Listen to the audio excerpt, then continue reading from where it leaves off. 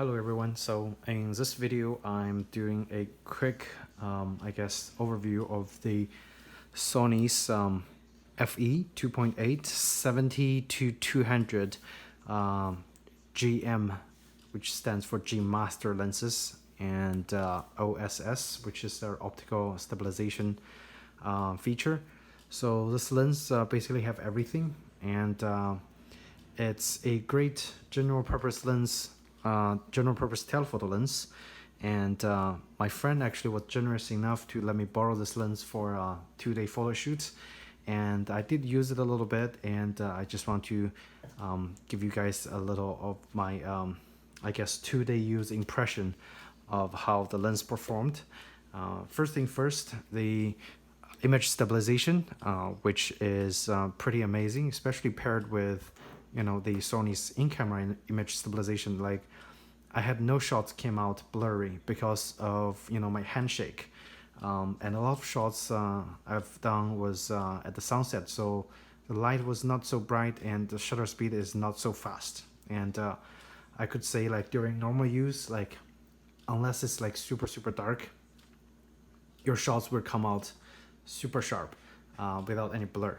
And of course they have I think 2 modes for the stabilization. I think one is for actually handheld and one is for mounted when it's mounted on the tripod. I think it affects the actual movement of the shifting sensor tilt or stabilization tilt mechanism. But for my regular shoot, I just left it at mode 1, and it didn't give me any problems. Of course, over here, the other knob is the optical steady shot on and off. Of course, you always want to have it on. I mean, there's rarely any reason you want it off. So the other knob is the actual range for the focus distance. And now this lens, I think, like, one thing I kind of wish it had is this lens does not have a built-in distance meter. It's blank over there, so I think Sony kind of cheaped out on that. It's just the Sony logo right over here, which they could used something else more useful. However, it does have generous amounts of custom buttons, quick reach custom buttons. I usually have this set up as IAF, so anytime I want to find my subject's face or eye, I just press one of those buttons and it works pretty good. So I guess that compensates for a physical distance meter. And the zooming, the zooming action is super light. It's like it's very light. I mean, I had my Nikon 70 to 200 the F lens, and it's kind of a same feel for the zoom ring. Like, I don't know what's the reason for them to make the zoom ring super light nowadays, but I guess it's a general trend. But it's super easy to focus, and of course it doesn't have that problem when you actually lay the lens on a tabletop, top or down. Like, it wouldn't shift. And some older designs, like if you put the lens on the table upside down, like it might move a little bit, but this lens, it doesn't have that problem. So it is a modern design. Unfortunately, my friend didn't give me the tripod mount for it, but what he told me is that it's really cumbersome, and it actually affects your handheld ability when you have the tripod ring mounted. However, this little knob is actually used to adjust the tripod ring. So I guess you could put it in a position, if you need to handheld, put it in a position that it wouldn't touch your hand. But other than that, actually, I'm just gonna leave it over there for him, and it tightens like that. So this knob tightens the overall ring, and I think this is the quick release type tripod mount. And let's see. In general, the lens design feels very solid. It is. I mean, I just bought the Sigma 85mm 1.4. That lens was almost as hefty as this one, but this lens, it does have a lot of weight on it. So I'm gonna bring my scale and I'm gonna weight it really quick for you guys to see just how heavy it is. Excuse me.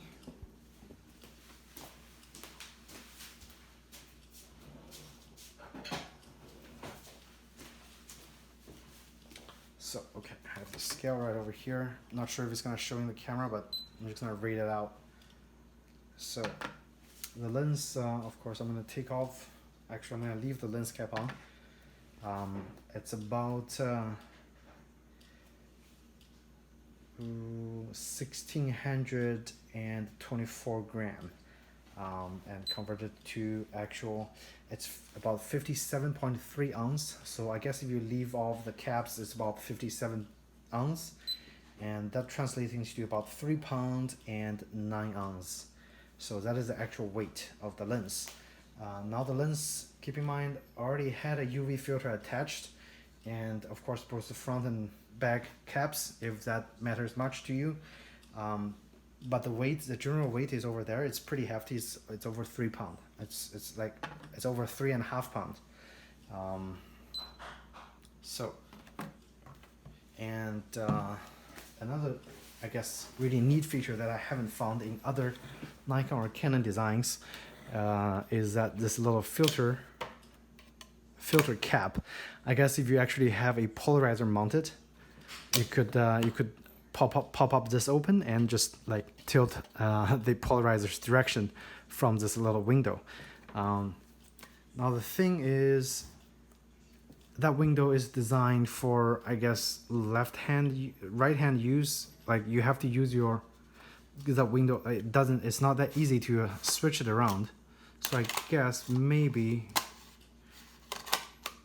you're able, yeah, okay. So you're able to switch to left and right depending on your hand preference, but that little window is right over there for you to use if you choose so. And a lot of times it gets easily bumped into, and then it keeps in the open position, but hopefully it doesn't affect this light blocking feature, or it doesn't affect the hood's ability to block any lights. Now the inside of the hood is coated a kind of a feathery velvet material. So try not to touch it too much, because I'm not sure what happens if it gets dirty. Now it's a standard Sony pinch lens cap right over here, and the front lens element, I think, let's see, what's the actual. Now the lens hood, actually you have to press a button to pop it open, so keep that in mind. It's actually a 72mm filter size, so very good, very nicely designed. And I think one thing I want to say was that, yes, in actual use, I think especially if you work with your subjects in a distance, this lens is really helpful. And what I usually do, as like, since I have the 85mm, which I don't have it on this camera, this is a 35mm from Sigma. Since I have the 85mm, I find myself use the 85 actually more than the 70-200. Because of the distance I'm working with my subject, because usually they're very close to me, so a 35 plus the 85 is more than enough for me. Like during my actual shoot, I only had a couple occasions where I used the 70-200. One time was because they were really far away from me, like over on the other side of a fountain, and I need to take a quick group shots for the client and their family. So I used this lens and zoomed in, and it performed quite nicely. Another time was I actually wanted that really super zoomed in effect with a really nice backlit background when the sun was setting near the beach. I used this lens because I was able to get a couple different focal length with just one lens. So first I was at 70mm for a fairly half-bodied shot, and then I gradually increased my focusing distance to 200, and that gave me a really nice head portrait in a backlit situation. And actually there was no glare, there was no like weird artifacts. The lens performed fantastically. And as always, one thing I need to praise about this lens is its capability to focus onto the subject's eye very precisely. All the shots came out super focused, super in focus. I don't have any shot that the lens was not able to find the subject. It always finds the subject. So that is something that I really need to praise for this lens. And if you read my previous videos, I had a rant about the Sigma lens for the FE mount. I actually had a lot of trouble with both lenses trying to focus onto my subject, or trying to focus at all. So that I have to give kudos to Sony. This lens, I would say it's very well designed.